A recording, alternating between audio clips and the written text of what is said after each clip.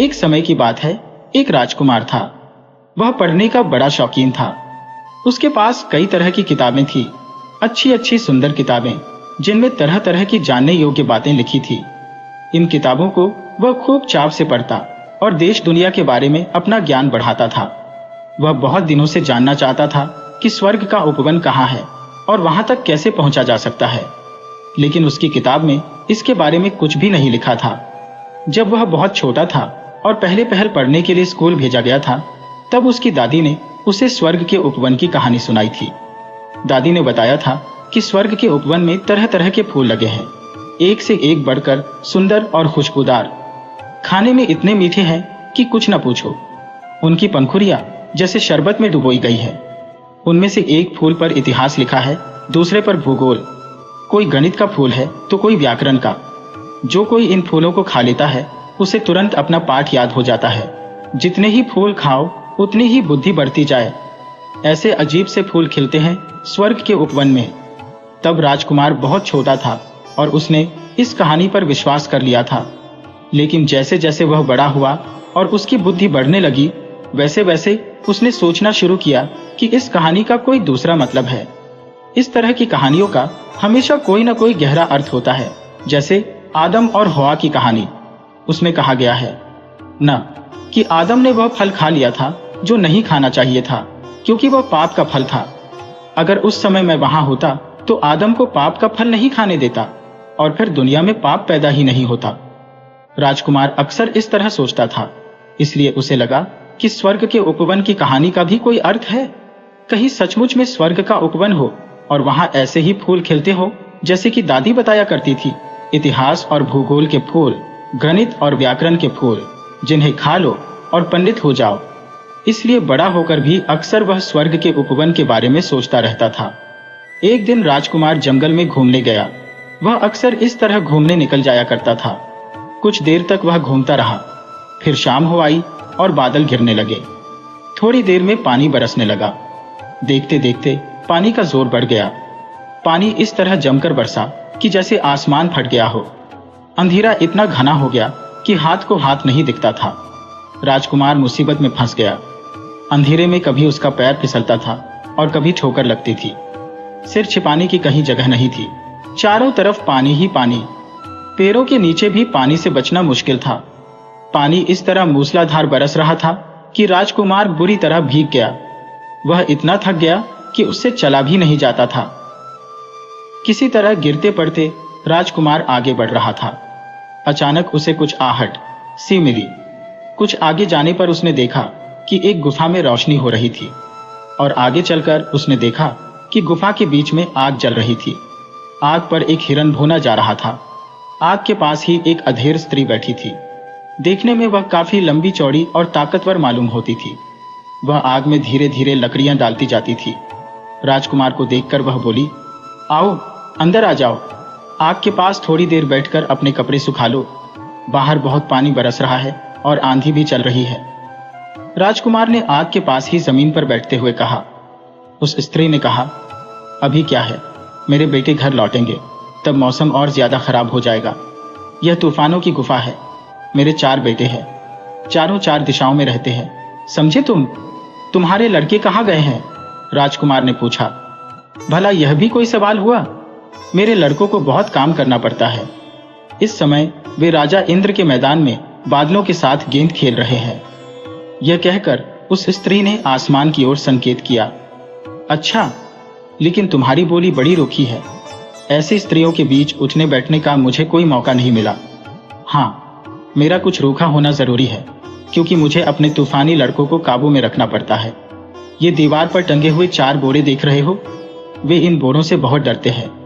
जब वे घर लौटते हैं तो मैं उन्हें इन बोरों में बंद कर देती हूँ और फिर जब तक मैं नहीं चाहती तब तक वे इनमें से निकल नहीं सकते। लो, एक तूफान तो लौट आया। यह उत्तरी तूफान था, ओले और बर्फ से भरा हुआ। उसमें बहुत ही ठंड थी। उसने सील मछली के चमड़े के कपड़े पहन रखे थे और बड़ा सा टोप भी पहन रखा था। जब वह अपने कपड़े झाड़ता था तो उसमें से बड़े बड़े ओले टपक पड़ते थे। उसे आग के पास जाते देखकर राजकुमार बोला, आग के बहुत पास न जाना। बाहर से आए हो, एकदम गर्मी लगेगी तो जुकाम हो जाएगा। उत्तरी तूफान खिलखिलाकर हंस पड़ा। बोला, जुकाम और मुझे, लेकिन तुम कौन हो? माँ, यह दुबला पतला पिद्दी सा लड़का कौन है? क्यों जी, तुम तूफानों की गुफा में कैसे चले आए? वह स्त्री बोली, यह मेरा मेहमान है, इसे तंग न करना, वरना अभी तुम्हें बोरे में बंद कर दूंगी। कायदे से बैठो। बताओ, आज तुमने क्या क्या देखा और कहां कहां घूमे? उत्तरी तूफान करीब 1 महीने के बाद घर लौटा था। वह अपने किस्से सुनाने लगा। माँ, मैं उत्तरी ध्रुव से आ रहा। मैं रूसी मल्लाहों के जहाज पर बैठकर भालुओं के द्वीप गया था। उनके जहाज पर मैं अक्सर सोता रहता था। जब भी मेरी आंख खुली तो मैंने तूफानी चिड़ियों को अपने आसपास उड़ते पाया। बर्फीली आंधियों में उड़ने वाली वे चिड़िया बड़ी अजीब होती हैं, और वह भालुओं का द्वीप भी बड़ा अजीब था। चारों तरफ बर्फ ही बर्फ, कहीं बर्फ के पहाड़ हैं तो कहीं पिघली हुई बर्फ की नदियां। जगह जगह भेल मछलियों और उत्तर में पाए जाने वाले बड़े बड़े भालुओं की ठठरियां पड़ी थी। वहां सूरज तो कभी उगता ही नहीं, सिर्फ थोड़ा सा उजाला फैल जाता। मैंने धीरे धीरे बहकर बादलों को साफ कर दिया। एक जगह मैंने एक छोटी सी झोपड़ी देखी जो मछली की खाल की बनी थी। जगह जगह समुद्री चिड़ियों के घोंसले थे, जिनमें उनके नन्हे मुन्ने बच्चे भूख से चहचहा रहे थे। वालरस नाम की शेर की शक्ल की मछलियां इधर उधर लुढ़क रही थी और उनके लंबे लंबे दांत चमक रहे थे। मल्लाहों ने अपना काम शुरू किया। उन्होंने रस्सी में बंधे लंबे लंबे भालों से मछली मारने की तैयारी की। एक बड़ा सा कांटा समुद्री घोड़े की छाती में लगा और खून बर्फ पर फैल गया। मुझे यह बड़ा बुरा लगा और मैंने समुद्र में तैरने वाले बड़े बड़े हिमखंडों को उनके जहाज से टकराना शुरू किया। मल्लाह चीखने चिल्लाने लगे, लेकिन मैं और भी जोर से चीखकर बहने लगा। उन्हें मजबूर होकर अपना काम बंद करना पड़ा। आना सारा सामान वहीं फेंक कर उन्हें समुद्र की ओर भागना पड़ा। अब कभी वे भालुओं के द्वीप पर नहीं जाएंगे। तूफान की माँ बोली, अच्छा अच्छा, अपनी शरारतों की कहानी रहने दो। लो, पश्चिमी तूफान भी आ गया है। और सचमुच एक भारी भरकम आदमी के रूप में पश्चिमी तूफान ने गुफा में प्रवेश किया। वह अमेरिका के घने जंगलों से आ रहा था और उसके हाथों में एक बड़ी भारी गदा थी। कुछ देर की बातचीत के बाद वह भी आने किस्से सुनाने लगा। माँ, इस बीच में बड़े घने जंगलों और दलदलों के बीच बहता रहा। वहां आदमी तो नाम लेने को नहीं थे। मैंने गहरी गहरी नदियां देखी, ऊंचे ऊंचे झरने देखे। एक बड़ा सा भैंसा एक जगह नदी में तैर रहा था, लेकिन देखते देखते वह बीच धार में बह गया। यह देखकर मुझे इतनी खुशी हुई कि मैंने बहुत से पेड़ उखाड़ डाले। इसके बाद मैं नारियल के पेड़ों के बीच बहता रहा। लंबे लंबे मैदानों में मैंने जंगली घोड़ों से छेड़छाड़ की, फिर बड़े मजे में इधर उधर घूमता रहा। तब तक दक्षिणी तूफान भी लौट आया। उसने पगड़ी बांध रखी थी। आते ही उसने उत्तरी तूफान से झगड़ा शुरू कर दिया। जब यह आता है तो मुझे जाड़ा लगने लगता है। उन्हें लड़ते देखकर उनकी मां ने बीच बचाव किया और दोनों को बोरे में बंद कर देने की धमकी दी। तब कहीं जाकर वे दोनों शांत हुए। फिर दक्षिणी तूफान अपने किस्से सुनाने लगा। मां, मैं अफ्रीका से आ रहा हूं। वहां मैंने शेर का शिकार देखा। वहां की घास बहुत अच्छी होती है। वहां शुतुरमुर्ग अक्सर मुझसे दौड़ने में होड़ लिया करते थे, लेकिन भला वे मेरे मुकाबले में ठहर सकते हैं? मैं रेगिस्तानों में बहता रहा। एक बार मैंने ऐसा कारवां देखा जो रेगिस्तान में रास्ता भूल गया था। लोग पानी के बिना तड़प रहे थे। उन्होंने एक एक करके अपने सारे ऊंटों को इसलिए मार डाला था कि उनके पेट से 2 चुल्लू पानी मिल जाए। मुझे भी खिलवाड़ करने की सोची। मैंने बालू का अंदर उठा दिया। उस समय उन लोगों के चेहरे देखने के काबिल थे। मुझे बड़ा मजा आया।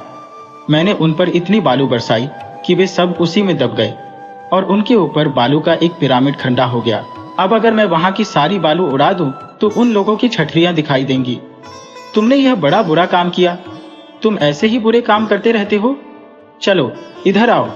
तूफानों की मां नाराज होकर बोली। उसने दक्षिणी तूफान को एक बोरे में ठूंस दिया। वह इधर उधर लुढ़कने लगा तो वह उसी पर चढ़कर बैठ गई। राजकुमार बोला, तुम्हारे ये लड़के बड़े उद्यमी हैं। हाँ, लेकिन मैं जानती हूं कि इनकी अक्ल किस तरह दुरुस्त की जा सकती है। लो, वह चौथा लड़का भी आ गया। इतने में पूर्वी तूफान आ पहुंचा। उसने चीनियों जैसे कपड़े पहन रखे थे। उसे देखकर मां बोली, ओह, तो तुम चीन देश गए थे। मैंने तो सोचा था तुम स्वर्ग के उपवन में गए हो। हाँ मां, वहां मैं कल जाऊंगा। करीब 100 साल से वहां जा नहीं पाया हूं। अभी तो मैं चीन से आ रहा हूं। वहां मैंने ऊंची ऊंची लकड़ी और बांस की मीनारों की घंटियां बजाई। वहां सड़कों पर लोग धर्म के नाम पर और पुण्य कमाने के उद्देश्य से मार खा रहे थे। उनके धार्मिक गुरु पीट पीट कर उनकी पीठों पर बांस की खपच्चियां तोड़ रहे थे। यह देखकर मुझे बड़ी खुशी हुई और मैंने एक विशाल घंटे को घनघनाकर बजाया। माँ बोली, तुम भी बहुत शरारती हो गए हो। अब कल तुम जरूर स्वर्ग के उपवन में जाना। देखो, वहां बुद्धि झरने से खूब पेट भरकर पानी पीना न भूलना। मेरे लिए भी उस झरने का थोड़ा सा पानी ले आना। पूर्वी तूफान बोला, ठीक है माँ, लेकिन यह तो बताओ कि तुमने दक्षिणी भैया को घोड़े में क्यों बंद कर रखा है? जरा मैं उससे फिनिक्स नाम की चिड़िया के बारे में पूछना चाहता हूँ, क्योंकि जब भी मैं 100 साल बाद राजकुमारी से मिलता हूँ तो वह मुझसे चिड़िया के बारे में पूछती है। माँ, बोरा खोल दो, मैं तुम्हें 2 प्याला चाय दूंगा, बिल्कुल ताजी चीन की चाय। चाय का नाम सुनकर बुढ़िया खुश हो गई। उसने बोरा खोल दिया। दक्षिणी तूफान शर्म से गर्दन नीचे किए बोरे में से निकल आया। वह बोला, लो, यह ताड़ की पत्ती लो। ये उस चिड़िया ने मुझे राजकुमारी के लिए दी थी। इस पर उसने पूरे 100 साल का इतिहास लिखा है। उसमें लिखा है कि किस तरह उसने खुद अपने घोंसले में आग लगाई और एक हिंदू सती की तरह वह उसी में जल मरी, लेकिन उसका अंडा नहीं जला। अंडा फूटा और उसमें से फिनिक्स का बच्चा निकलकर उड़ गया। बस दुनिया में उस जाति की चिड़िया का यही एक नमूना बचा है। उसने इस पत्ती में एक छेद कर दिया है और इस तरह राजकुमारी को अपना संदेश भेजा है। अब पूर्वी तूफान राजकुमार के पास आ बैठा। तूफानों की मां ने सबके लिए खाना परोस दिया। राजकुमार ने पूर्वी तूफान से पूछा, वह कौन सी राजकुमारी है जिसके बारे में तुम लोग बातें कर रहे हो, और यह स्वर्ग का उपवन कहाँ है? पूर्वी तूफान खिलखिलाकर हंस पड़ा। क्यों, क्या तुम वहां जाना चाहते हो? अच्छी बात है, कल तुम मेरे साथ वहां चले चलना। लेकिन मैं पहले बता दूं कि आज तक वहां कोई मनुष्य नहीं गया है। तुमने शायद बाइबल में इसके बारे में पढ़ा है, जिसमें लिखा है कि सिर्फ आदम और हवा ही वहां गए थे, और जब उन्हें वहां से निकाल दिया गया तो वह उपवन पाताल लोक में चला गया। लेकिन अब भी वह उतना ही सुंदर है। वहां परियों की रानी रहती है। अच्छा, अब मुझे नींद आ रही है। रात भी काफी हो गई है। अब सो जाए। कल सवेरे मैं तुम्हें वहां ले चलूंगा। सब लोग सो गए। सवेरे जब राजकुमार की आंख खुली तो उसने देखा कि वह बादलों के ऊपर उड़ा चला जा रहा था। पूर्वी तूफान उसे अपनी पीठ पर उठाए हुए उड़ा जा रहा था। वहां से धरती की सब चीजें बहुत छोटी दिखाई दे रही थी। शाम होते होते सभी चीजें अंधेरे में डूबने लगी। नीचे जो शहर पड़ते थे उनके दिए तारों की तरह टिमटिमा रहे थे। पूर्वी तूफान ने राजकुमार से कहा, लो, अब हम लोग हिमालय पर्वत के ऊपर से उड़ रहे हैं। यह संसार का सबसे ऊंचा पहाड़ है। अब थोड़ी ही देर में हम स्वर्ग के उपवन में पहुंच जाएंगे। और सचमुच कुछ दूर आगे जाने पर हवा में तरह तरह के फूलों की खुशबू आने लगी। कभी कभी पके हुए सेब, नाशपाती, अंगूर और अंजीरों की खुशबू भी आती थी। इसके बाद वे लोग गुफा से होकर गुजरे। यहाँ बहुत ठंडक थी। कभी कभी गुफा इतनी संकरी हो जाती थी कि उन्हें अपने घुटनों के बल रेंगकर उसे पार करना पड़ा था। राजकुमार ने कहा, स्वर्ग के उपवन में जाने से पहले शायद हम मौत की घाटी से होकर गुजर रहे हैं। पूर्वी तूफान ने हामी भरी और सामने की ओर इशारा किया, जहां से गुफा में से नीला प्रकाश आ रहा था। आगे बढ़ते बढ़ते चट्टानें कोहरे की शक्ल में बदलने लगी। हवा बहुत ही ताजी थी और ताजे गुलाब की खुशबू से भरी हुई थी। अब वे गुफा के बाहर हो गए थे।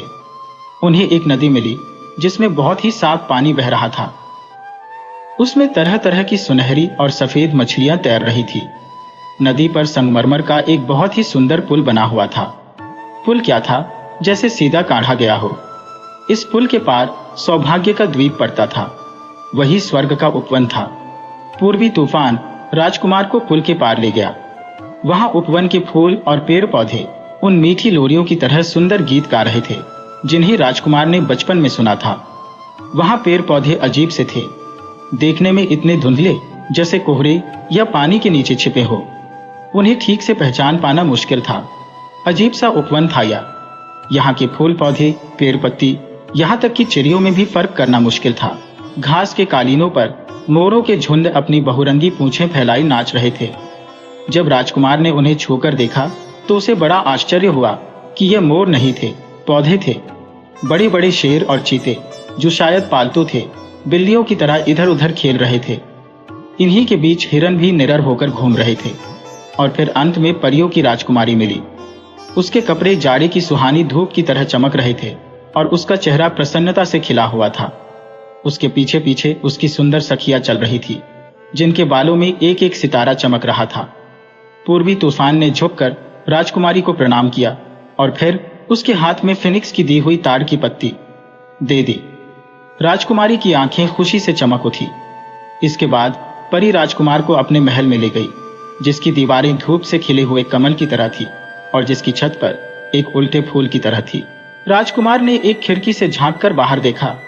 वहां उसे पाप और पुण्य के ज्ञान का वह वृक्ष दिखाई दिया, जिसका फल आदम और हवा ने खाया था। आदम और हवा भी वहीं खड़े थे। परी ने राजकुमार को बताया कि असल में यह एक चित्र है। समय ने यह चित्र खिड़की के शीशे पर बना दिए है, लेकिन ये जिंदे चित्र है, जिनमें पेड़ों की पत्तियां हिलती हैं और जीव जंतु उसी तरह आते जाते दिखाई देते हैं, जिस तरह किसी आईने में दिखाई देते हैं। राजकुमार ने इसी तरह के चित्र दूसरी खिड़कियों के शीशों पर भी बने हुए देखे, जिन पर बाइबल की कहानियां जीवित रूप में अंकित थी। केवल समय ही ऐसे चित्र बना सकता था। परी ने राजकुमार से कहा, आओ तुम्हें नाव में घुमाऊं। यह नौका विहार तुम पसंद करोगे। यह नाव ऊंची नीची लहरों पर थपेरे खाती हुई इस तरह तैरती है कि अपनी जगह ही खड़ी लगती है और सारे संसार के सारे देश अपने पुराने इतिहास के साथ इसके पास से गुजरते जाते हैं। सचमुच यह बड़ा विचित्र दृश्य था। नाव के पास से कभी आल्प्स पर्वत की बर्फीली चोटियां गुजरती थी, तो कभी अफ्रीका के घने जंगल, कभी तुरही बजाते हुए गडरियों के झुंड दिखाई देते थे, तो कभी मिस्र के ऊंचे ऊंचे पिरामिड।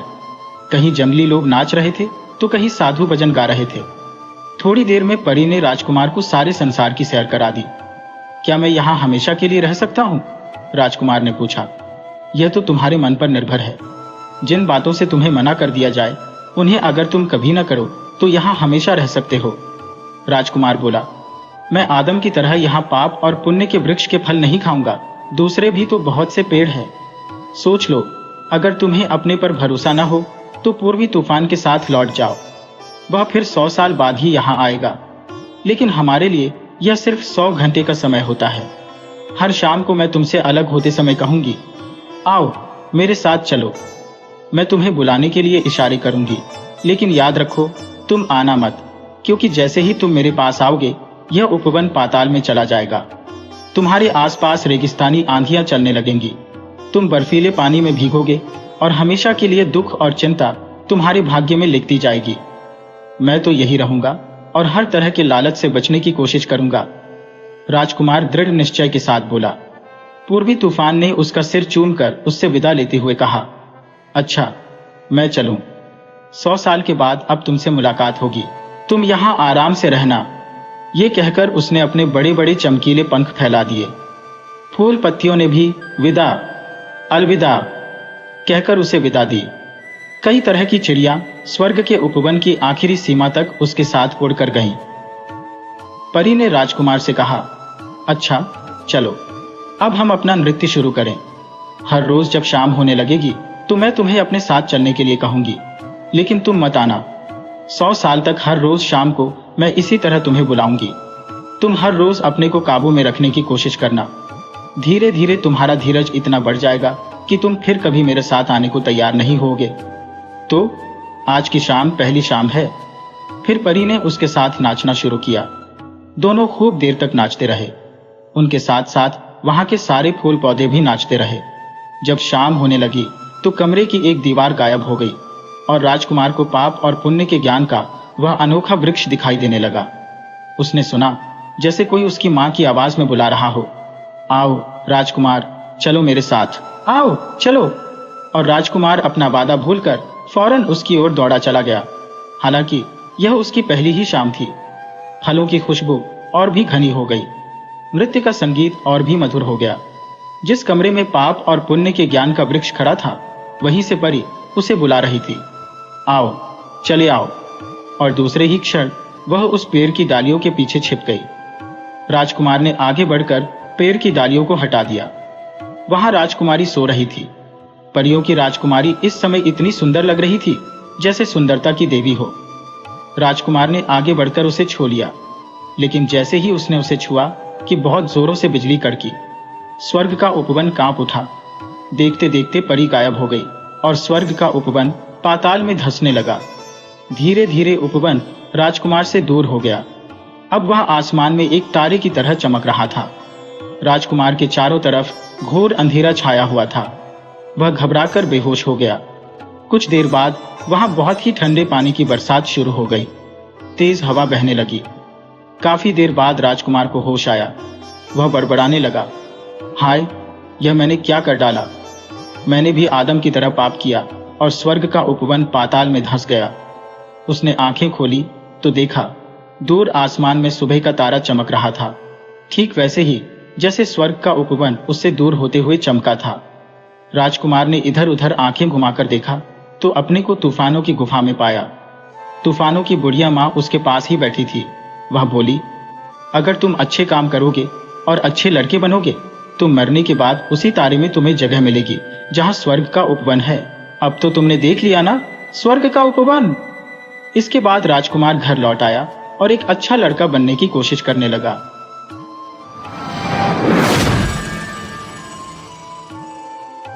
द्वितीय विश्व युद्ध के दिन थे।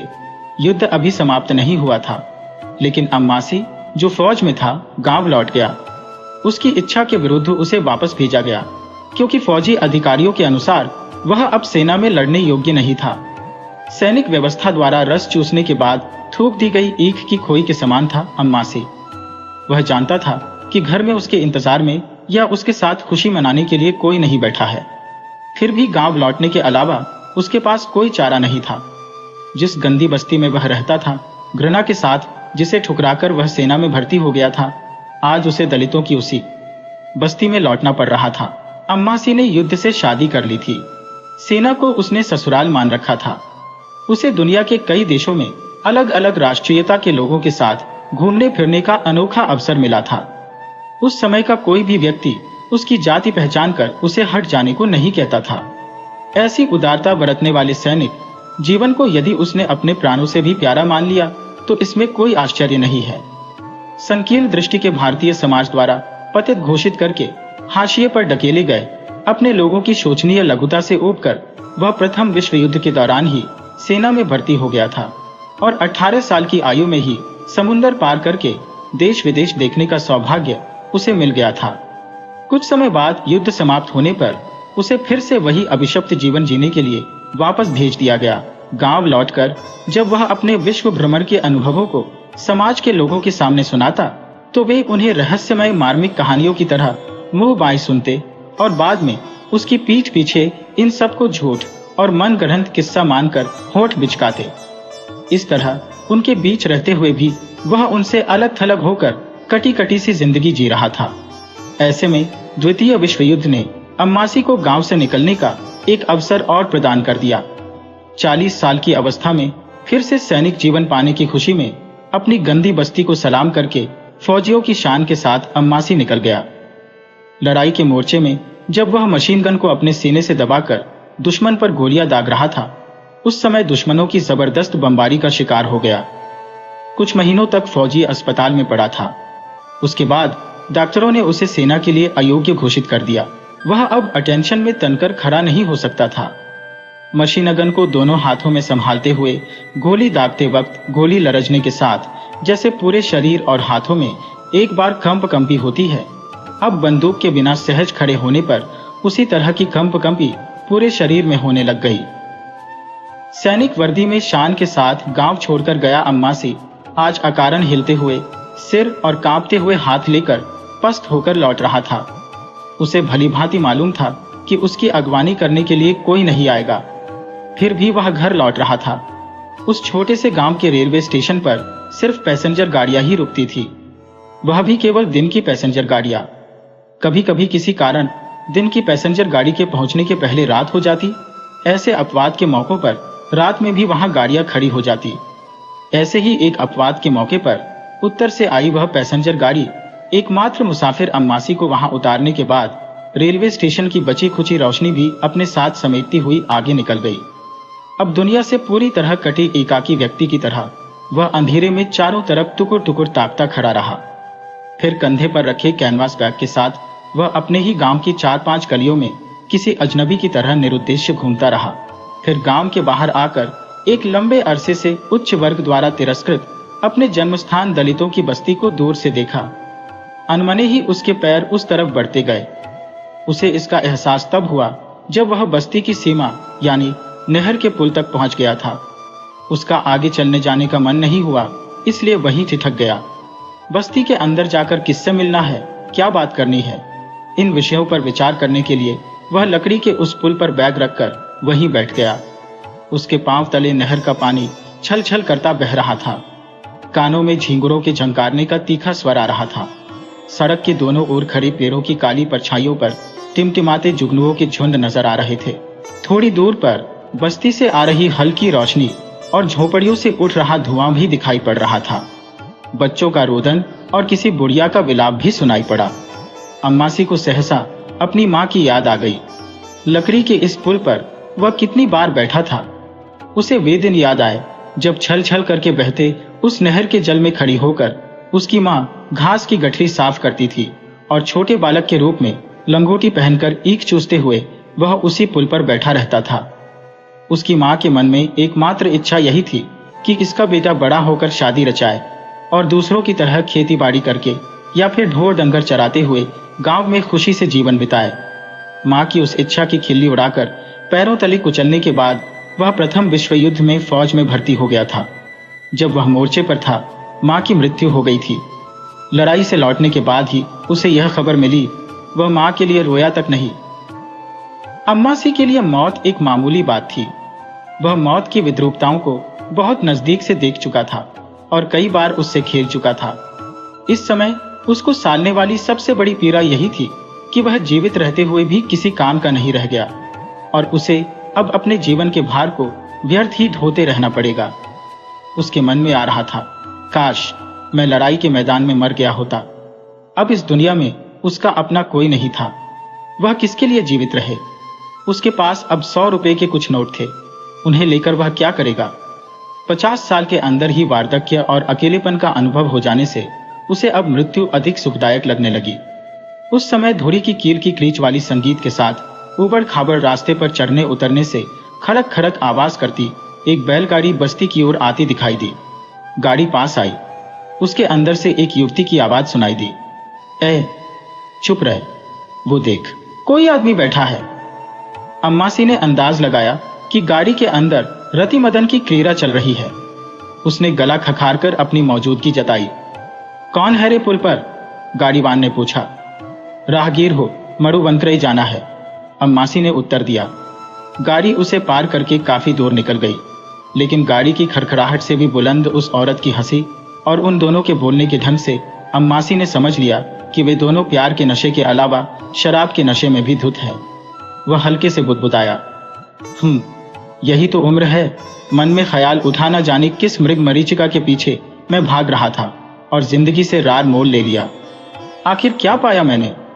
थोड़ी देर पहले गाड़ी में सवार होकर जवानी की जो किलकारी उसे पार कर गई थी, अम्मासी को लगा कि इस रूप में उसके अतीत ने उसकी खिल्ली उड़ाई हो। अम्मासी का मन निराशा में डूब गया। वह बड़बड़ाने लगा, हाय, जवानी के मेरे अच्छे दिन निकल गए। मैं भी तो था 18-20 का और अब 40-50 साल का हूँ।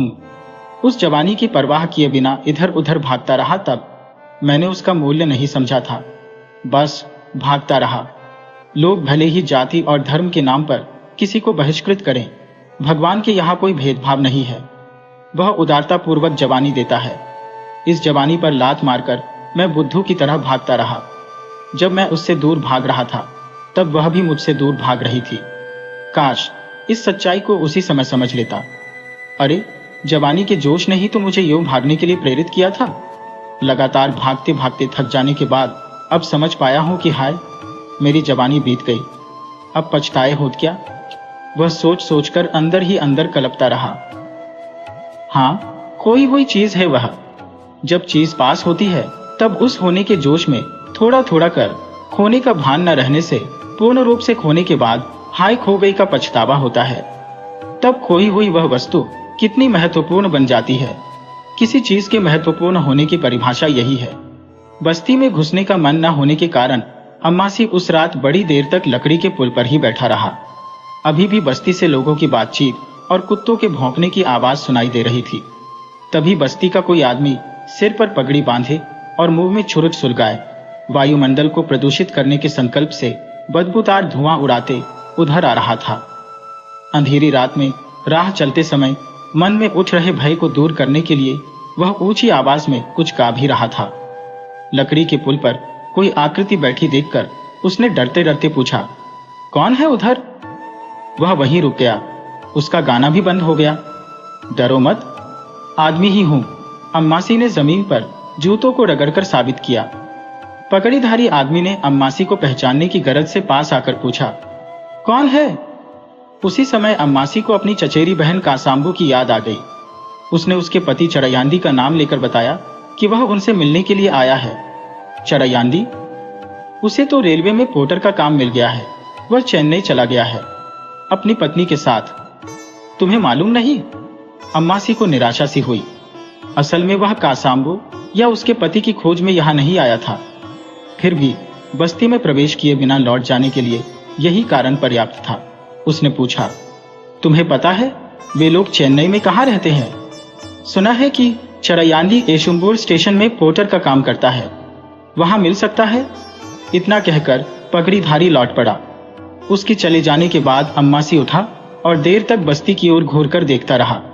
उसके बाद कैनवास बैग कंधे पर लादे पलटकर रेलवे स्टेशन की ओर चल पड़ा। अब जिंदगी में बंधुत्व का स्नेह पाने का एकमात्र अवलंब चचेरी बहन कासाम्बू, बहनोई चरयान्दी और उनके बच्चे ही हैं। जीवन के आधार को खोज निकालने से उसकी चाल में स्फूर्ति सी आ गई थी। अगले दिन सुबह उजास होने के काफी समय बाद चंद घंटों की देरी से दिन में ही उस स्टेशन पर आ खड़ी हुई वह पैसेंजर गाड़ी। किसी डब्बे में बैठकर अम्मासी ने अपने गांव को, दूर दिख रही अपनी गंदी बस्ती को और नहर पर बने लकड़ी के पुल को घूर कर देखा। उसकी बस्ती में रहने वाले कौपीनधारी छोकरों और कमर पर केवल मैले लहंगे पहनी छोकरियों को रेलगाड़ी के पास भाग दौड़ करते हुए ताड़फल, पान, ककड़ी आदि चीजें बेचते हुए देखकर अम्मासी मुस्कुराता रहा। उसके मन में इच्छा हुई कि इन बच्चों से कोई न कोई चीज खरीदनी चाहिए, लेकिन तब तक देर हो चुकी थी। ककड़ी बेच रही एक लड़की को वह आवाज देकर पुकारते हुए जेब में हाथ डालकर पैसा निकाल ही रहा था कि गाड़ी सीटी देते हुए सरकने लगी। उसने तुरंत उन लड़के लड़कियों की ओर मुट्ठी भर चिल्लर फेंक दिए। बच्चों ने बड़ी खुशी से चिल्लर बटोरने के बाद सिर उठाकर देखा तो गाड़ी चलने लग गई थी। अम्मासी बच्चों की तरह खिलखिलाकर हंस पड़ा। उन बच्चों ने होठों पर मुस्कान के साथ कतार में खड़े होकर फौजी को सलाम किया। अपनी जन्मभूमि को ही सलाम करने के अंदाज में हिल रहे अपने सिर के ऊपर हाथ उठाकर अम्मासी ने भी सलाम किया। उसकी आंखों के छोर से आंसू छलक उठे। डिब्बे में भीड़ नहीं थी। अम्मासी के सिर के ऊपर सामान रखने की पटरी पर जूते और कमर पर बांधी धोती पर हरे रंग की सिंगापुर बेल्ट पहने एक देहाती जमींदार युवक बेरी सुलगाते हुए लेटा हुआ था। उसके सामने एक माँ अपनी सोती हुई बच्ची को गोद में लिटाए खुद भी पीछे सिर टिकाकर सो रही थी। अम्मासी ने उसकी ओर गौर से देखा। उसके कपड़ों से लग रहा था कि वह कोई कमसिन ब्राह्मण विधवा थी। लंबे अरसे से तपेदिक से पीड़ित होने की वजह से वह बड़ी दुबली पतली दिखती थी। उसकी देह अस्थिपंजर बनकर रह गई थी। अम्मासी को समझने में देर नहीं लगी कि बेचारी मृत्यु के कगार पर पहुंच गई है और प्राण लबों तक आ गए हैं। किसी सूखे पेड़ पर फैली हरी लता पर खिले फूल की तरह उसकी गोद में सो रही सुंदर बच्ची का मासूम चेहरा नींद में जरा संकुचित हुआ। फिर वह मुस्कुराने लगी। रेल जब धीमी गति से चल रही थी तब उस डब्बे में सवार हुआ टिकट निरीक्षक थोड़ी देर तक दरवाजे पर खड़ा खड़ा सिगरेट पीता रहा। फिर अंदर आकर अम्मासी के पास इत्मीनान से बैठ गया। वह थोड़ी देर तक कुछ सोचता रहा। जो ही उसे लगा कि अगला स्टेशन आने वाला है, उसने अम्मासी के ऊपर वाली सीट पर लेटे देहाती युवक से टिकट मांगा।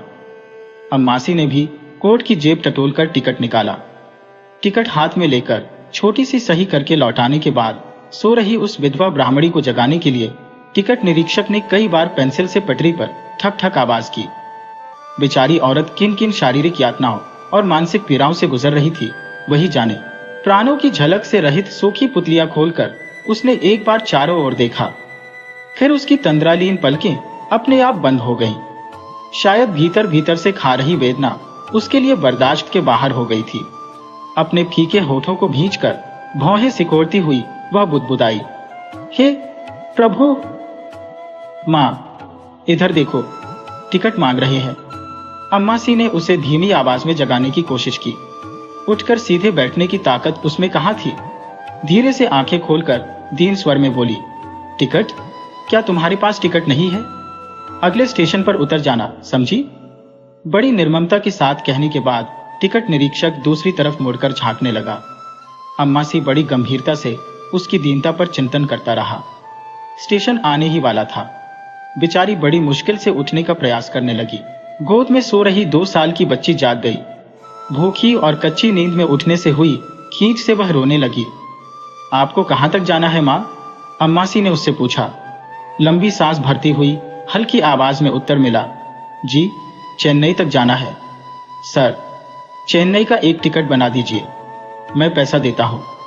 कहते हुए अम्मासी ने अपनी कोट की जेब से चमड़े का पर्स निकाला। टिकट निरीक्षक पल भर उसकी ओर देखता रहा।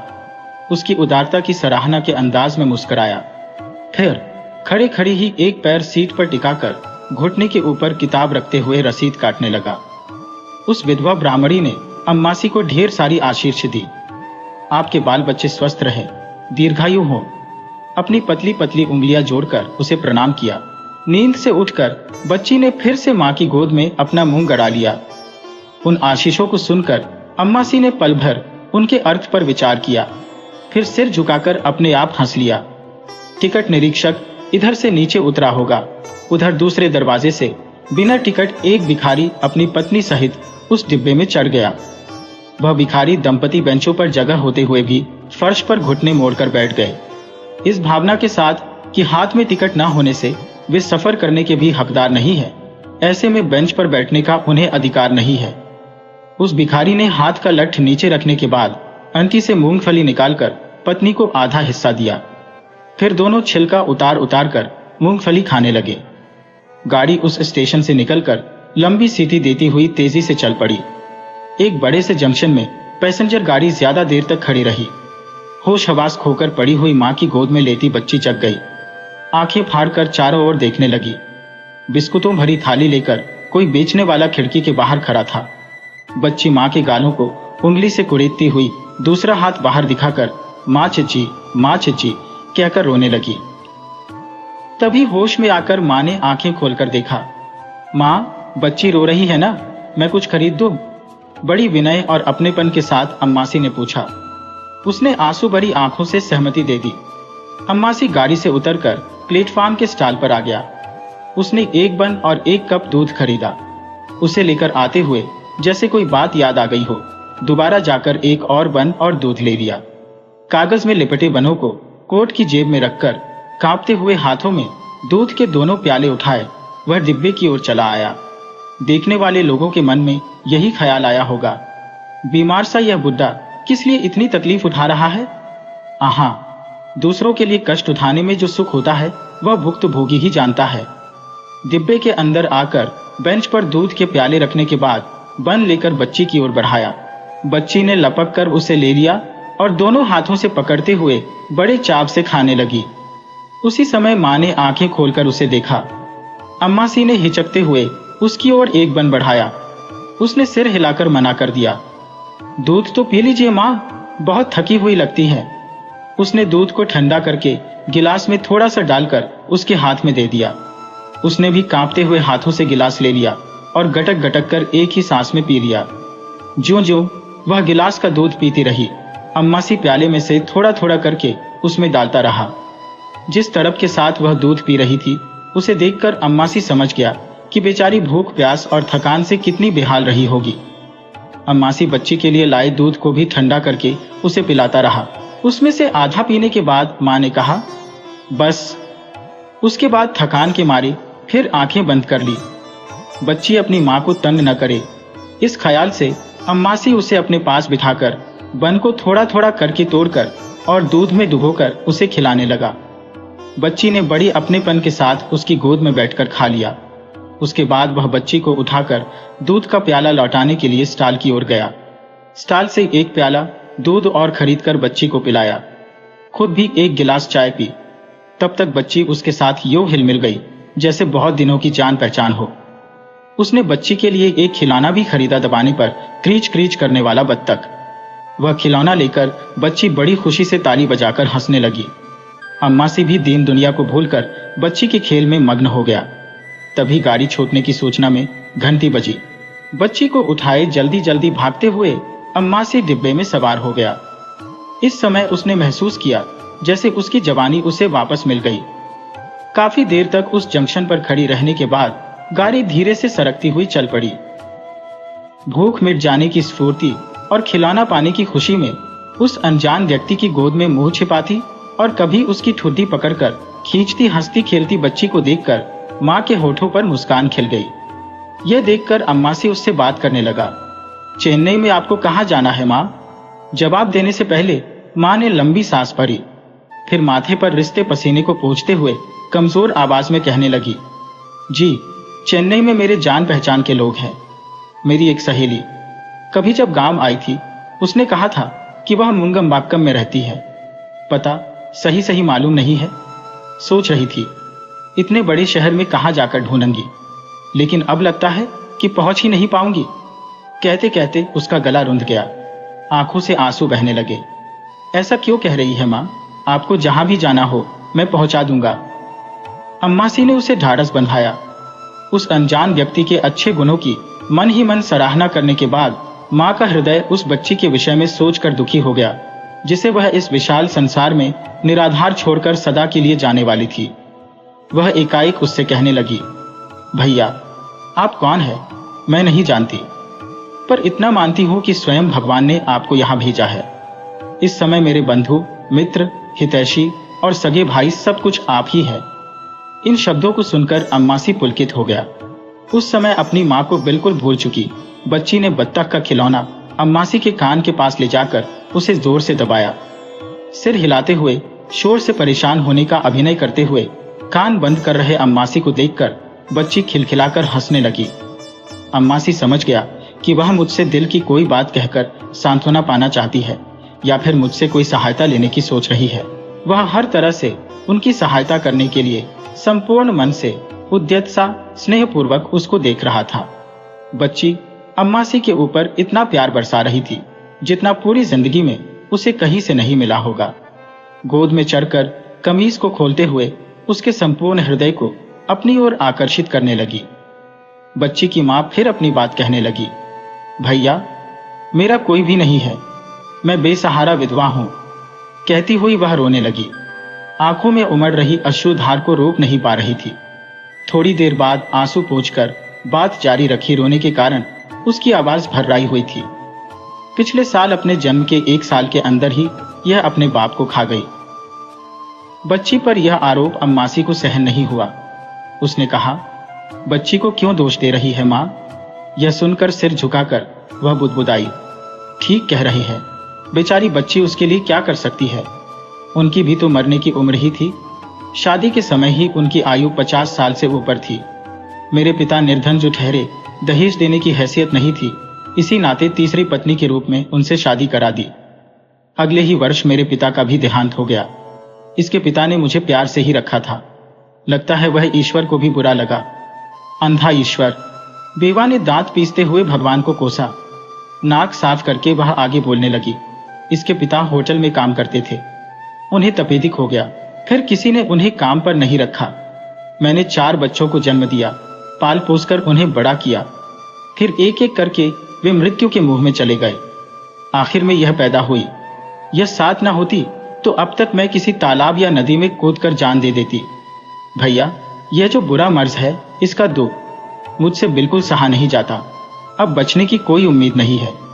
तिल तिल करके मरने से एकदम मर जाना कहीं अच्छा है, लेकिन मेरे गले का बोझ बनी हुई है ये बच्ची। आप ही देखिए दाम्पत्य ने मुझे क्या सौगात दिया है, तपेदिक की बीमारी और यह नन्ही बच्ची। क्रोध और वैराग्य से शरीर उसका तन गया। उससे कुछ बोला न गया। जोर जोर से सांस चलने लगी। शून्य की ओर घूर कर देखती हुई वह चुप हो गई। वह पैसेंजर गाड़ी शोर मचाती दौड़ रही थी, लेकिन उस डिब्बे में भयंकर सन्नाटा था। ब्राह्मणी ने धीरे से आंखें बंद कर ली। गाड़ी के हिलने के साथ साथ आंखें मूंदे सीट पर टिका हुआ, उसका सिर भी दाएं बाएं हिलता रहा। यह दशा देखकर अम्मासी घबरा गया। मन में आशंका उठी, क्या उसके प्राण निकल रहे हैं। शुक्र है अपने शरीर या मन की किसी असह्य वेदना से तड़पती और होंठ भींचती हुई उसने अपनी आंखें खोली। होठों पर कड़वी मुस्कुराहट। स्त्री के रूप में जन्म नहीं लेना चाहिए।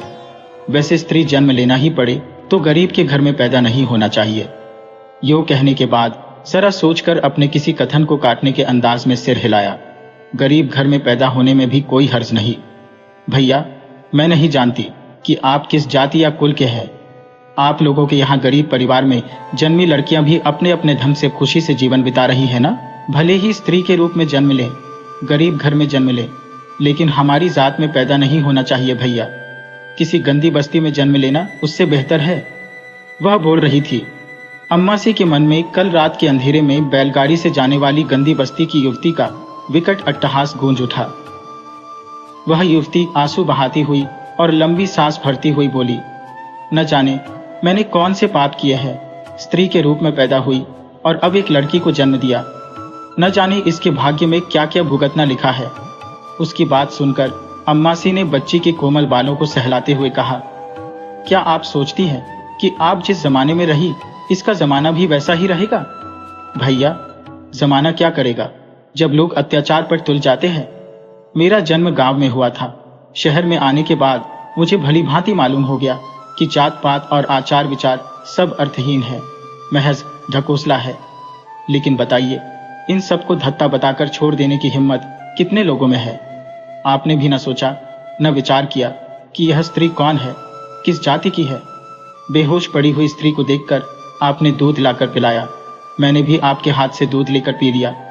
क्या मैं अपने समाज के 4 जनों के बीच में ऐसा कर सकती थी? तब हट जाओ कहकर अपने कुलाचार बघारती। यही करती ना? इसका कारण पूछिए तो बता नहीं पाऊंगी। एक अबूझ पहेली सा। वह क्या कारण हो सकता है? 4 लोग देखेंगे तो क्या कहेंगे? ऐसा भय सबके मन में छाया हुआ है। इसे छोड़कर और क्या कारण हो सकता है? इस तरह की असहाय स्थिति आने पर उन 4 जनों में 3 लोग वही करते जो मैंने किया। वरना जाति और आचार को यदि सबने कारण सहित सच्चे मन से स्वीकार किया होता तो वह कभी का बदल गया होता। हर एक व्यक्ति ने उसे झूठ मूठ और दिखावे के लिए अपना रखा है। इसी से समाज में जाति विचार अब भी बना हुआ है। यह जाति भावना बला की तरह मुझ जैसे गरीब लोगों को परेशान करती रहती है। थोड़ी देर पहले दूध पीने से उसके अंदर इतना बोलने की शक्ति और स्फूर्ति आ गई थी, लेकिन थोड़ी देर बोलने के बाद फिर से दम घुटने लगा। इतना सारा बोलने के बाद भी क्या अभी तक अपनी अहम बात अम्मासी के सामने रख पाई है, जिसे बताने के लिए उसने बात शुरू की थी? यह ख्याल आते ही वह झटपट उठ बैठी। आप मुझसे पूछ सकते हैं, इतना सब कुछ बोलती हो, जातियाचार को निकाल फेंकने के लिए तुम अपनी ओर से कुछ कर सकती थी ना? सही बात है, मैंने अब तक कुछ नहीं किया। मेरा पालन पोषण ऐसा नहीं हुआ कि मैं इस बारे में कुछ कर सकूं, लेकिन मैं करने जा रही हूं। हाँ, मुझे जो सजा मिली है, ऐसी सजा कम से कम मेरी बेटी को न मिले, यह देखना मेरा फर्ज है।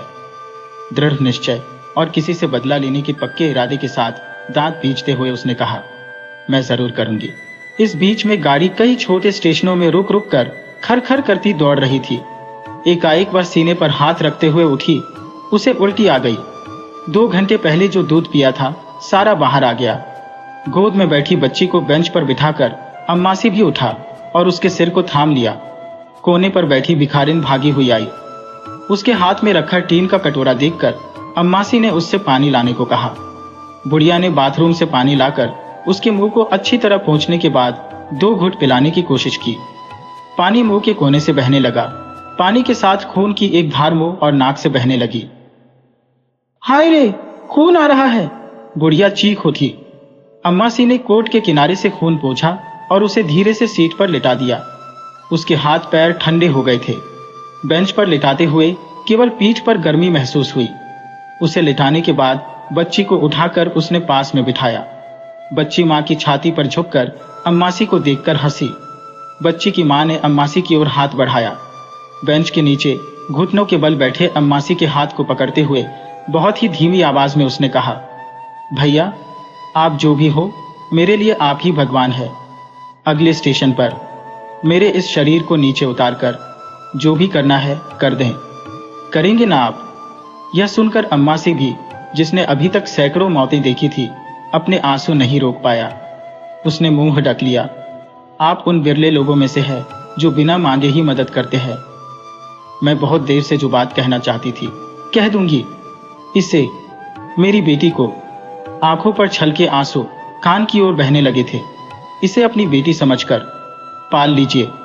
मुझे विश्वास हो गया है कि यह आपके हाथों अच्छी तरह पल जाएगी। मेरी बेटी को अपने बच्चों में से एक समझकर पालेंगे।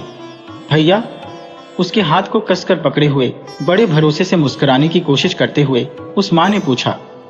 उसने हाथ जोड़कर उसे प्रणाम किया।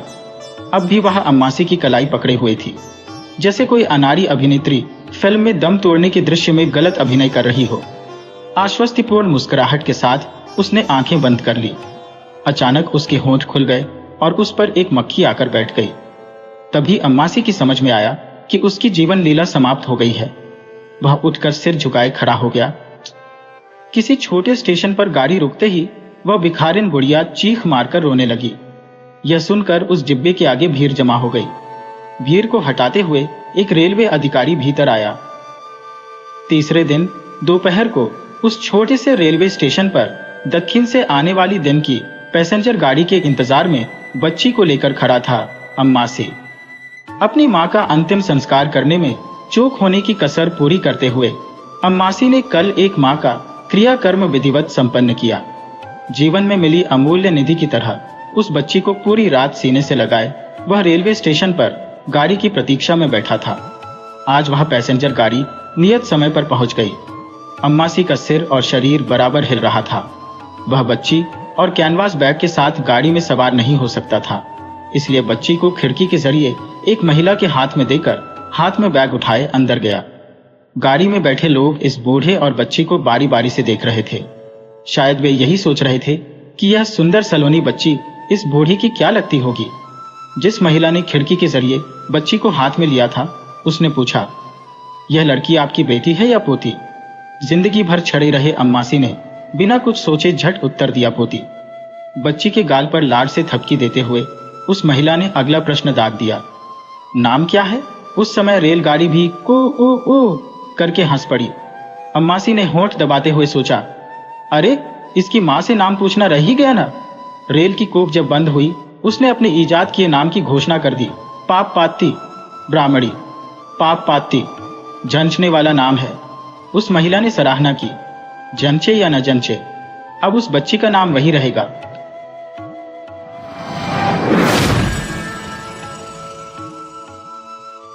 ये कश्मीर की लड़ाई भी अजीबो गरीब थी।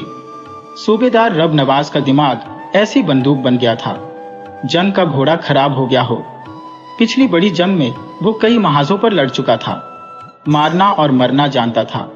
छोटे बड़े अफसरों की नजरों में उसकी बड़ी तौकीर थी, इसलिए कि वो बड़ा बहादुर, निडर और समझदार सिपाही था। प्लाटून कमांडर मुश्किल काम हमेशा उसे ही सौंपते थे और वो उनसे ओहदा बरा होता था। मगर इस लड़ाई का ढंग ही निराला था। दिल में बड़ा बलबला, बड़ा जोश था।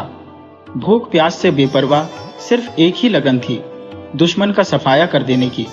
मगर जब उससे सामना होता तो जानी पहचानी सूरतों नजर आती।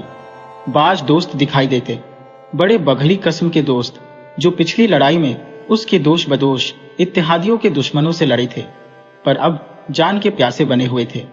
सूबेदार रब नवाज सोचता था कि ये सब ख्वाब तो नहीं। पिछली बड़ी जंग का ऐलान, भर्ती, कदर आवर छातियों की पैमाइश, पीटी, चांदमारी और फिर महाज, उधर से इधर, इधर से उधर, आखिर जंग का खात्मा, फिर एकदम पाकिस्तान का क़ियाम और साथ ही कश्मीर की लड़ाई। ऊपर तले कितनी चीजें। रब नवाज सोचता था कि करने वाले ने ये सब कुछ सोच समझ कर किया है ताकि दूसरे बौखला जाएं और समझ न सकें, वरना यह भी कोई बात थी कि इतनी जल्दी इतने बड़े इनकिलाब बर्पा हो जाएं। इतनी बात तो सूबेदार रब नवाज की समझ में आती थी कि वो कश्मीर हासिल करने के लिए लड़ रहे हैं। कश्मीर क्यों हासिल करना है, ये भी वो अच्छी तरह समझता था, इसलिए कि पाकिस्तान की बका के लिए इसका इल्हाक अशद जरूरी है। मगर निशाना बांधते हुए उसे जब कोई जानी पहचानी शक्ल नजर आ जाती थी तो वो कुछ देर के लिए भूल जाता था कि वो किस गर्ज के लिए लड़ रहा है, किस मकसद के लिए उसने बंदूक उठाई है, और वो ये गालिबन इसीलिए भूलता था कि उसे बार बार खुद को याद कराना पड़ता कि अब की वो सिर्फ तनख्वाह जमीन के मुरब्बों और तमगों के लिए नहीं, बल्कि अपने वतन की खातिर लड़ रहा है। ये वतन पहले भी इसका वतन था। वो इसी इलाके का रहने वाला था, जो अब पाकिस्तान का एक हिस्सा बन गया था। अब उसे अपने इसी हमवतन के खिलाफ लड़ना था, जो कभी उसका हमसाया होता था, जिसके खानदान से उसके खानदान के पुश्त हा पुश्त के देरीना मरासिम थे। अब इसका वतन वो था जिसका पानी तक भी उसने कभी नहीं पिया था, पर अब उसकी खातिर एकदम उसके कांधे पर बंदूक रखकर यह हुक्म दे दिया गया था कि जाओ, ये जगह जहां तुमने अभी अपने घर के लिए 2 ईंटें भी नहीं चुने, जिसकी हवा और जिसके पानी का मजा अभी तक तुम्हारे मुंह में ठीक तौर पर नहीं बैठा, तुम्हारा वतन है। जाओ, उसकी खातिर पाकिस्तान से लड़ो, उस पाकिस्तान से जिसके ऐन दिल में तुमने अपनी उम्र के इतने बरस गुजारे हैं। रब नवाज सोचता था कि यही दिल उन मुसलमान फौजियों का है जो हिंदुस्तान में अपना घर बार छोड़कर यहाँ आए हैं। वहां उनसे सब कुछ छीन लिया गया था, यहाँ आकर उन्हें और तो कुछ नहीं मिला, अलबत्ता बंदूकें मिली गई है, उसी वजन की, उसी शक्ल की, उसी मार के और छाप की। पहले सब मिलकर एक ऐसे दुश्मन से लड़ते थे जिनको उन्होंने पेट और इनाम व इकराम की खातिर अपना दुश्मन यकीन कर लिया था। अब वो खुद 2 हिस्सों में बट गए थे। पहले सब हिंदुस्तानी फौजी कहलाते थे, अब एक पाकिस्तानी था और दूसरा हिंदुस्तानी। उधर हिंदुस्तान में मुसलमान हिंदुस्तानी फौजी थे। रब नवाज जब उनके मुतल्लिक सोचता तो उसके दिमाग में एक अजीब गड़बड़ सी पैदा हो जाती, और जब वो कश्मीर के मुतल्लिक सोचता तो उसका दिमाग बिल्कुल जवाब दे जाता। पाकिस्तानी फौजी कश्मीर के लिए लड़ रहे थे या कश्मीर के मुसलमानों के लिए? अगर उन्हें कश्मीर के मुसलमानों ही के लिए लड़ाया जाता था तो हैदराबाद और जूनागढ़ के मुसलमानों के लिए क्यों उन्हें लड़ने के लिए नहीं कहा जाता था? और अगर ये जंग ठीक इस्लामी जंग थी तो दुनिया में दूसरे इस्लामी मुल्क हैं, वो इसमें क्यों हिस्सा नहीं लेते? रब नवाज अब बहुत सोच विचार के बाद इस नतीजे पर पहुंचा था कि ये बारीक बारीक बातें फौजी को बिल्कुल नहीं सोचना चाहिए। उसकी अक्ल मोटी होनी चाहिए, क्योंकि मोटी अक्ल वाला ही अच्छा सिपाही हो सकता है, मगर फितरत से मजबूर कभी कभी वो चोर दिमाग से उन पर गौर कर ही लेता था और बाद में अपनी इस हरकत पर खूब हंसता था। दरियाई किशनगंगा के किनारे इस सड़क के लिए जो मुजफ्फराबाद से किरण जाती है, कुछ अरसे से लड़ाई हो रही थी। अजीबोगरीब लड़ाई थी। रात को बाज औकात आसपास की पहाड़ियां फायरों के बजाय गंदी गंदी गालियों से गूंज उठती थी। एक मर्तबा सूबेदार रब नवाज अपनी प्लाटों के जवानों के साथ शब खून मारने के लिए तैयार हो रहा था कि दूर नीचे एक खाई से गालियों का शोर उठा। पहले तो वो घबरा गया, ऐसा लगता था कि बहुत से भूत मिलकर नाच रहे हैं और जोर जोर के कहकहे लगा रहे हैं। वो बड़बड़ाया, खिंजीर की दुम, ये क्या हो रहा है? एक जवान ने गूंजती हुई आवाजों से मुखातब होकर ये बड़ी गाली दी और रब नवाज से कहा, सूबेदार साहब गालियां दे रहे हैं, अपनी माँ के यार। रब नवाज ये गालियां सुन रहा था जो बहुत उकसाने वाली थी। इसके जी में आई कि बजन बोल दे, मगर ऐसा करना गलती थी, चुनांचे वो खामोश रहा। कुछ देर जवान भी चुप रहे, मगर जब पानी सर से गुजर गया तो उन्होंने भी गला फाड़ फाड़ के गालियां लुढ़काना शुरू कर दी। रब नवाज के लिए इस किस्म की लड़ाई बिल्कुल नई चीज थी। उसने जवानों को 2-3 मर्तबा खामोश रहने के लिए कहा, मगर गालियां ही कुछ ऐसी थी कि जवाब दिए बिना इंसान से नहीं रहा जाता था। दुश्मन के सिपाही नजर से ओझल थे। रात को तो खैर अंधेरा था, मगर वो दिन को भी नजर नहीं आते थे। सिर्फ उनकी गालियां नीचे पहाड़ी के कदमों से उठती थी और पत्थरों के साथ टुकड़ा टुकड़ा कर हवा में हल हो जाती थी। रब नवाज की प्लाटून के जवान जब इन गालियों का जवाब देते थे तो उसको ऐसा लगता था कि वो नीचे नहीं जाती, ऊपर को उड़ जाती है। इससे उसको खासी कोफ्त होती थी। चुनांचे उसने झुंझलाकर हमला करने का हुक्म दे दिया। रब नवाज को वहां की पहाड़ियों में एक अजीब बात नजर आई थी। चढ़ाई की तरफ कोई पहाड़ी दरख्तों और बूटों से लदी फंदी होती थी और उतराई की तरफ गंजी, कश्मीरी हितों के सर की तरह। किसी की चढ़ाई का हिस्सा गंजा होता था और उतराई की तरफ दरखत ही दरखत होते थे। चीज के लिए लंबे तनावर दरखत, जिनके बटे हुए धागे जैसे पत्तों पर फौजी बूट फिसल फिसल जाते थे। जिस पहाड़ी पर सूबेदार रब नवाज की प्लाटून थी, उसकी उतराई दरख्तों और झाड़ियों से बेनियाज थी। जाहिर है कि हमला बहुत ही खतरनाक था, मगर सब जवान हमले के लिए बखुशी तैयार थे। गालियों का इंतकाम लेने के लिए वो बेताब थे। हमला हुआ और कामयाब रहा। 2 जवान मारे गए, 4 जख्मी हुए। दुश्मन के 3 आदमी खेत रहे, बाकी रसद का कुछ सामान छोड़कर भाग निकले। सूबेदार रब नवाज और उसके जवानों को इस बात का बड़ा दुख था कि दुश्मन का कोई जिंदा सिपाही उनके हाथ न आया जिसको वो खातिर ख्वाह गालियों का मजा चखाते। मगर ये मोर्चा फतह करने से वो एक बड़ी अहम पहाड़ी पर काबिज हो गए थे। वायरलेस के जरिए से सूबेदार रब नवाज ने प्लाटून कमांडर मेजर असलम को फौरन ही अपने हमले के इस नतीजे से मुत्तला कर दिया था और शाबाशी वसूल कर ली थी। करीब करीब हर पहाड़ी की चोटी पर पानी का एक तालाब सा होता था। इस पहाड़ी पर भी तालाब था, मगर दूसरी पहाड़ियों के तालाबों के मुकाबले में ज्यादा बड़ा। इसका पानी भी बहुत साफ और शफाफ था। गोमुसिम सख्त सर्द था, मगर सब नहाए। दांत बजते रहे, मगर उन्होंने कोई परवाह न की। वो अभी इस शगल में मसरूफ थे कि फायर की आवाज आई। सब नंगे ही लेट गए। थोड़ी देर के बाद सूबेदार रब नवाज खान ने दूरबीन लगाकर नीचे ढलवानों पर नजर दौड़ाई, मगर उसे दुश्मन के छुपने की जगह का पता न चला। उसके देखते देखते एक और फायर हुआ। दूर उतराई के फौरन बाद एक निस्बतन छोटी पहाड़ी की दाढ़ी से उसे धुआं उठता नजर आया। उसने फौरन ही अपने जवानों को फायर का हुक्म दिया। उधर से धड़ाधड़ फायर हुए, इधर से भी जवाबन गोलियां चलने लगी। सूबेदार रब नवाज ने दूरबीन से दुश्मन की पोजीशन का बगौर मुताला किया। वो गालिबन बड़े बड़े पत्थरों के पीछे महफूज थे, मगर ये मुहाफिज दीवार बहुत ही छोटी थी। ज्यादा देर तक वो जमे नहीं रह सकते थे। इनमें से जो भी इधर उधर हटता, उसका सूबेदार रब नवाज की जद में आना यकीनी था। थोड़ी देर फायर होते रहे। इसके बाद रब नवाज ने अपने जवानों को मना कर दिया कि वो गोलियां जाय न करें, सिर्फ ताक में रहें। जो ही दुश्मन का कोई सिपाही पत्थरों की दीवार से निकलकर इधर या उधर जाने की कोशिश करे, उसको उड़ा दें। ये हुक्म देकर उसने अपने अलिफ नंगे बदन की तरफ देखा और बड़बड़ाया, खिंजीर की दुम, कपड़ों के बगैर आदमी हैवान मालूम होता है। लंबे लंबे वकफों के बाद दुश्मन की तरफ से इक्का दुक्का फायर होता रहा। यहां से उसका जवाब कभी कभी दे दिया जाता। ये खेल पूरे 2 दिन जारी रहा। मौसम यकलखत बहुत सर्द हो गया, इस कदर सर्द कि दिन को भी खून मुंजमद होने लगता था। चुनांचे सूबेदार रब नवाज ने चाय के द्वार शुरू करा दिए। हर वक्त आग पर केतली धरी रहती। जो ही सर्दी ज्यादा सताती, एक दौर इस गर्म गर्म मशरूब का हो जाता। वैसे दुश्मन पर बराबर निगाह थी। एक हटता तो दूसरा उसकी जगह दूरबीन लेकर बैठ जाता।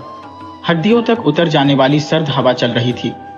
जब उस जवान ने, जो पहरेदार था, बताया कि पत्थरों की दीवार के पीछे कुछ गड़बड़ हो रही है, सूबेदार रब नवाज ने उससे दूरबीन ली और गौर से देखा।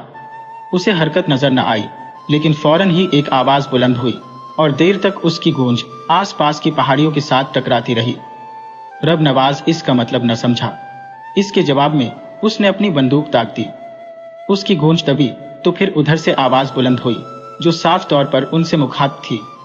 रब नवाज चिल्लाया, खिंजीर की दुम, बोल, क्या कहता है तू? फासिला ज्यादा नहीं था। रब नवाज के अल्फाज दुश्मन तक पहुंच गए, क्योंकि वहां से किसी ने कहा, गाली न दे भाई। रब नवाज ने अपने जवानों की तरफ देखा और बड़े झुंझलाए हुए तज्जुब के साथ कहा, भाई? फिर वो अपने मुंह के आगे दोनों हाथों का भोंपो बनाकर चिल्लाया, भाई होगा तेरी माँ का जना, यहां सब तेरी माँ के यार हैं। एकदम उधर से एक जख्मी आवाज बुलंद हुई, रब नवाज। रब नवाज कांप गया। ये आवाज आसपास की पहाड़ियों से सर फोड़ती रही और मुख्तलिफ अंदाज में रब नवाज, रब नवाज दोहराती बिलाखिर, खून मुंजमद कर देने वाली सर्द हवा के साथ जाने कहां उड़ गई। रब नवाज बहुत देर के बाद चौंका। ये कौन था? फिर वो आहिस्ता से बड़बड़ाया, खिंजीर की दम। उसको इतना मालूम था, टेटवाल के महाज पर सिपाहियों की अक्सरियत 6-9 रेजिमेंट की है। वो भी उसी रेजिमेंट में था। मगर ये आवाज थी किसकी? वो ऐसे बेशुमार आदमियों को जानता था जो कभी उसके अजीज तरीन दोस्त थे, कुछ ऐसे भी जिनसे उसकी दुश्मनी थी चंद जाति अगराज की बिना पर। लेकिन ये कौन था जिसने उसकी गाली का बुरा मानकर उसे चीख कर पुकारा था? रब नवाज ने दूरबीन लगाकर देखा, मगर पहाड़ी की हिलती हुई छिद्री दाढ़ी में उसे कोई नजर न आया। दोनों हाथों का भोंपो बनाकर उसने जोर से अपनी आवाज इधर फेंकी, ये कौन था? रब नवाब बोल रहा है। रब नवाज, रब नवाज, ये रब नवाज भी कुछ देर तक पहाड़ियों के साथ टकराता रहा। रब नवाज बड़बड़ाया, खिंजीर की दुम। फौरन ही उधर से आवाज बुलंद हुई, मैं हूं राम सिंह। रब नवाज ये सुनकर यूं उछला जैसे वो छलांग लगाकर दूसरी तरफ जाना चाहता है। पहले उसने अपने आप से कहा, राम सिंह, फिर हल्का फाड़ के चिल्लाया, राम सिंह, वही राम सिंह, खिंजीर की दुम। खिंजीर की दम अभी पहाड़ियों के साथ टकरा टकरा कर पूरी तरह घम नहीं हुई थी कि राम सिंह की फटी फटी आवाज बुलंद हुई, वही कुम्हार के खोते। रब नवाज फूं फूं करने लगा। जवानों की तरफ रोबदार नजरों से देखते हुए वो बड़बड़ाया, बकता है, खिंजीर की दुम। फिर उसने राम सिंह को जवाब दिया, ओए बाबा, टल के कड़ाह प्रसाद, ओए खिंजीर के झटके। राम सिंह बेतहाशा कहकहे लगाने लगा। रब नवाज भी जोर जोर से हंसने लगा। पहाड़िया ये आवाजें बड़े खलंदरे अंदाज में एक दूसरे की तरफ उछालती रहे। सूबेदार रब नवाज के जो इन खामोश थे। जब हंसी का दौर खत्म हुआ तो उधर से राम सिंह की आवाज बुलंद हुई, देखो यार, हमें चाय पीनी है। रब नवाज बोला, पियो, ऐश करो। राम सिंह चिल्लाया, ओए, ऐश किस तरह करे? सामान तो हमारा उधर पड़ा है। रब नवाज ने पूछा, किधर? राम सिंह की आवाज आई, उधर, जिधर तुम्हारा फायर हमें उड़ा सकता है। रब नवाज हंसा, तो क्या चाहते हो तुम? खिंजीर की दुम। राम सिंह बोला, हमें सामान ले आने दे। लिया। ये कहकर उसने अपने जवानों की तरफ देखा। राम सिंह की तशवीश भरी आवाज बुलंद हुई, तू उड़ा देगा कुम्हार के खोते। रब नवाज ने भुन्ना कर कहा, बक, नहीं हुए संतोख सर के कछुए। राम सिंह हंसा, कसम खा नहीं मारेगा? रब नवाज ने पूछा, किसकी कसम खाऊं? राम सिंह ने कहा, किसी की भी खा ले। रब नवाज हिंसा, ओए जा, मंगवा ले अपना सामान। चंद लम्हात खामोश रही। दूरबीन एक जवान के हाथ में थी। उसने मानी खेज नजरों से सूबेदार रब नवाज की तरफ देखा। बंदूक चलाने ही वाला था कि रब नवाज ने उसे मना किया, नहीं नहीं। फिर उसने दूरबीन लेकर खुद ही देखा। एक आदमी डरते डरते पंजों के बल पत्थरों के अकब से निकलकर जा रहा था। थोड़ी दूर इस तरह चलकर वो उठा और तेजी से भागा और कुछ दूर झाड़ियों में गायब हो गया। 2 मिनट के बाद वापस आया तो उसके दोनों हाथों में कुछ सामान था। एक लहजे के लिए वो रुका, फिर तेजी से ओझल हुआ तो रब नवाज ने अपनी बंदूक चला दी। तड़ाक के साथ ही रब नवाज का कहकहा बुलंद हुआ। ये दोनों आवाजें मलकर कुछ देर झंझनाती रहे। फिर राम सिंह की आवाज आई, थैंक यू, नो मेंशन। रब नवाज ने यह कहकर जवानों की तरफ देखा, एक राउंड हो जाए। तफरीह के तौर पर दोनों तरफ से गोलियां चलने लगी। फिर खामोशी हो गई। रब नवाज ने दूरबीन लगाकर देखा। पहाड़ी की दाढ़ी में से धुआं उठ रहा था। वो पुकारा, चाय तैयार कर ली राम सिंह का? जवाब आया, अभी कहाँ हुए कुम्हार के खोते। रब नवाज जात का कुम्हार था। जब कोई उसकी तरफ इशारा करता था तो गुस्से से उसका खून खोलने लगता था। एक सिर्फ राम सिंह के मुंह से वो इसे बर्दाश्त कर लेता था, इसलिए कि वो उसका बेतकल्लुफ दोस्त था। एक ही गांव में वो पलकर जवान हुए थे। दोनों की उम्र में सिर्फ चंद दिन का फर्क था। दोनों के बाप फिर उनके बाप भी एक दूसरे के दोस्त थे। एक ही स्कूल में प्राइमरी तक पढ़ते थे और एक ही दिन फौज में भर्ती हुए थे और पिछली बड़ी जंग में कई महाजों पर इकट्ठे लड़े थे। रब नवाज अपने जवानों की नजरों में खुद को खफीफ महसूस करके बड़बड़ाया, खिंजीर की दुम, अब भी बाज नहीं आता। फिर वो राम सिंह से मुखातब हुआ, बक नहीं हुए खोते की जू। राम सिंह का कहकहा बुलंद हुआ। रब नवाज ने ऐसे ही शिस्त बांधी हुई थी। तफरीहन उसने लुगलुगी दबा दी। तड़ाक के साथ ही एक फलक शिगाफ चीख बुलंद हुई। रब नवाज ने फौरन दूरबीन लगाई और देखा कि एक आदमी नहीं, राम सिंह पेट पकड़े पत्थरों की दीवारों से जरा हटकर दोहरा हुआ और गिर पड़ा। रब नवाज जोर से चीखा, राम सिंह, और उछलकर खड़ा हो गया। उधर से बैक वक्त 3-4 फायर हुए। एक गोली रब नवाज का दायां बाजू चाटती हुई निकल गई। फौरन ही वो औंधे मुंह जमीन पर गिर पड़ा। अब दोनों तरफ से फायर शुरू हो गए। इधर कुछ सिपाहियों ने गड़बड़ से फायदा उठाकर पत्थरों के अकब से निकलकर भागना चाहा। उधर से फायर जारी थे, मगर निशाने पर कोई न बैठा। रब नवाज ने अपने जवानों को उतरने का हुक्म दिया। 3 फौरन ही मारे गए, लेकिन उफ्ता ओ खेजा बाकी जवान दूसरी पहाड़ी पर पहुंच गए। राम सिंह खून में लथपथ पथरीली जमीन पर पड़ा कराह रहा था। गोली उसके पेट में लगी थी। रब नवाज को देखकर उसकी आंखें तिमतिमा उठी। मुस्कुराकर उसने कहा, ओए कुम्हार के खोते, ये तूने क्या किया? रब नवाज राम सिंह का जख्म अपने पेट में महसूस कर रहा था, लेकिन वो मुस्कुराकर उस पर झुका और दो जानू होकर उसकी पेटी खोलने लगा। खिंजीर की तुमसे किसने बाहर निकलने को कहा था? पेटी उतारने से राम सिंह को सख्त तकलीफ हुई। दर्द से वो चिल्ला चिल्ला पड़ा। जब पेटी उतर गई और रब नवाज ने जख्म का मुआयना किया, जो बहुत खतरनाक था, तो राम सिंह ने रब नवाज का हाथ दबाकर कहा, मैं अपना आप दिखाने के लिए बाहर निकला था कि तूने, ओए रब के पुत्र, फायर कर दिया। रब नवाज का गला रूंध गया। कसम वहदहुल्ला शरीक की, मैंने ऐसे ही बंदूक चलाई थी। मुझे मालूम नहीं था कि तू खोते का सिंह बाहर निकल रहा है। मुझे अफसोस है। राम सिंह का खून काफी बह निकला था। रब नवाज और इसके साथी कई घंटों के बाद वहां पहुंचे थे। इस अरसे तक तो एक पूरी मशक खून की खाली हो सकती थी। रब नवाज को हैरत थी कि इतनी देर तक राम सिंह जिंदा रह सका है। उसको उम्मीद नहीं थी कि वो बचेगा। हिलाना झुलाना गहलत था। चुनांचे उसने फौरन वायरलेस के जरिए से प्लाटून कमांडर से दरखास्त की कि जल्दी एक डॉक्टर रवाना किया जाए। उसका दोस्त राम सिंह जख्मी हो गया है। डॉक्टर का वहां तक पहुंचना और फिर वक्त पर पहुंचना बिल्कुल मुहाल था। रब नवाज को यकीन था कि राम सिंह सिर्फ चंद घड़ियों का मेहमान है। फिर भी वायरलेस पर पैगाम पहुंचाकर उसने मुस्कुराकर राम सिंह से कहा, डॉक्टर आ रहा है, कोई फिक्र न कर। राम सिंह बड़ी नहीफ आवाज में सोचते हुए बोला, फिक्र किसी बात की नहीं।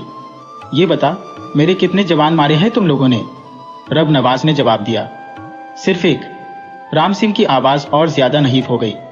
तेरे कितने मारे गए? रब नवाज ने झूठ बोला, 6। और ये कहकर उसने मानी खेज नजरों से अपने जवानों की तरफ देखा। 6। राम सिंह ने एक एक आदमी अपने दिल में गिना। मैं जख्मी हुआ तो वो बहुत बददिल हो गए थे, पर मैंने कहा, खेल जाओ अपनी और दुश्मन की जान से। 6। ठीक है। वो फिर माजी के धंधलकों में चला गया। रब नवाज, याद है वो दिन तुम्हें? और राम सिंह ने बीते दिन याद करने शुरू कर दिए। खेतों खलियानों की बातें, स्कूल के किस्से, 6/9 जाट रेजिमेंट की दास्तानें, कमांडिंग अफसरों के लतीफे और बाहर के मुल्कों में अजनबी औरतों से माशके। उनका जिक्र करते हुए राम सिंह को कोई बहुत दिलचस्प वाकया याद आ गया। हंसने लगा तो उसके टीस उठी, मगर उसकी परवाह न करते हुए जख्म से ऊपर ही ऊपर हंसकर कहने लगा, ओए सुअर के तिल, याद है तुम्हें वो मैडम? रब नवाज ने पूछा, कौन? राम सिंह ने कहा, वो इटली की। क्या नाम रखा था हमने उसका? बड़ी मारखोर औरत थी। रब नवाज को फौरन ही वो औरत याद आ गई। हाँ, वो मैडम मनीता फंतो। पैसा खत्म, तमाशा खत्म। पर तुझसे कभी कभी रियायत कर देती थी मसोलिनी की बच्ची। राम सिंह जोर से हिंसा और इसके जख्म से जमे हुए खून का एक लोथड़ा बाहर निकल आया। सरसरी तौर पर रब नवाज ने जो पट्टी बांधी थी वो खिसक गई थी। इसे ठीक करके उसने राम सिंह से कहा, अब खामोश रहो। राम को बहुत तेज बुखार था। इसका दिमाग उसके बाइस बहुत तेज हो गया था। बोलने की ताकत नहीं थी, मगर बोले चला जा रहा था। कभी कभी रुक जाता, जैसे ये देख रहा है कि टैंकी में कितना पेट्रोल बाकी है। कुछ देर के बाद उस पर हिजानी कैफियत तारी हो गई, लेकिन कुछ ऐसे वक्फे भी आते थे कि उसके होश और हवास सलामत होते थे। इन्हीं वक्फों में उसने एक मर्तबा नवाज से सवाल किया, यारा सच्चो सच बताओ, क्या तुम लोगों को वाकई कश्मीर चाहिए? रब नवाज ने पूरे खुलूस के साथ कहा, हाँ राम सिंह। राम सिंह ने अपना सर हिलाया, नहीं, मैं नहीं मान सकता, तुम्हें वर्गलाया गया है। रब नवाज ने उसको यकीन दिलाने के अंदाज में कहा, तुम्हें वर्गलाया गया है, कसम पंजतन पाक की। राम सिंह ने रब नवाज का हाथ पकड़ लिया। कसम न खा यारा, ठीक होगा। लेकिन उसका लहजा साफ बता रहा था कि उसको रब नवाज की कसम का यकीन नहीं। दिन ढलने से कुछ देर पहले प्लाटून कमांडेंट मेजर असलम आया। उसके साथ चंद सिपाही थे, मगर डॉक्टर नहीं था। राम सिंह बेहोशी और नशा की हालत में कुछ बड़बड़ा रहा था, मगर आवाज इस कदर कमजोर और शिकस्ता थी कि समझ में कुछ नहीं आता था। मेजर असलम भी 6/9 जाट रेजिमेंट का था और राम सिंह को बहुत अच्छी तरह जानता था। रब नवाज से सारी हालात दरियाफ्त करने के बाद उसने राम सिंह को बुलाया। राम सिंह, राम सिंह। राम सिंह ने अपनी आंखें खोली। लेटे लेटे अटेंशन होकर इसने सैल्यूट किया, लेकिन फिर आंखें खोलकर उसने एक लहजे के लिए गौर से मेजर असलम की तरफ देखा।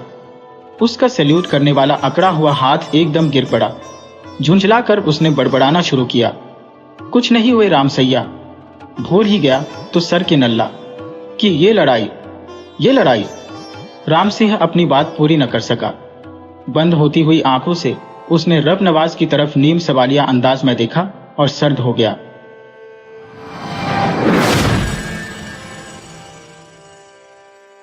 वीडियो अच्छी लगे हो तो इसे लाइक करें और ऐसी ही मजेदार कहानियों के लिए चैनल को सब्सक्राइब करें और बेल आइकन दबाएं। ज़्यादा से ज़्यादा अपने दोस्तों को शेयर करें। धन्यवाद।